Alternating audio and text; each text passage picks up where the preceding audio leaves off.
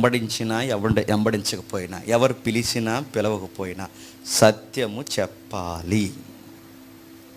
వాక్యం ఎరిగిన మనమే మాట్లాడకపోతే రేపు పొద్దున్న ఇంకెవడం మాట్లాడతాడు చెప్పండి.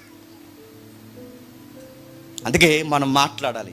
ఎవరు ఏమనుకున్నా విషయం చెప్పాలి. వినేవాళ్ళు వింటారు, వినకుండా మనల్ని అపార్థం చేసుకున్నవారు వాళ్ళ ఆత్మలకు వారే ఉత్తరవాదులు అవుతారు. నాకు డౌట్ ఏంటంటే, వీళ్ళ ఎవ్రీ నైటు అదే ఆన్లైన్ కాలింగ్ తీసుకుంటారండి. మీరు గమనించండి కావాలంటే. ఏం జరుగుతుందో కనీసం ఇంకిత జ్ఞానం, మన అన్ని దిక్కున ఇంకిత జ్ఞానం ఉపయోగిస్తాం. దేవుడి దగ్గర ఉపయోగించు. ఒక సొక్కా కొనుక్కుంటే 70 సొక్కాలు తిరిగేస్తాం మనం అక్కడికి వెళ్ళి. ఒక సీర కొనడానికి అక్కడికి సర్కచ్లో బఫూన్లాగా ఆడించేది. ఆ పై సీరది, కింద సీరది, అత్తి ఆ కిందది.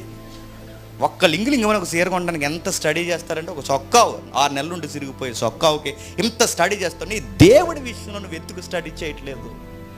దేవుడు అనగానే గుడ్డుగా ఎందుకు ఒక వేవులాగా వెళ్ళిపోతున్నారు? స్టడీ చేయరా?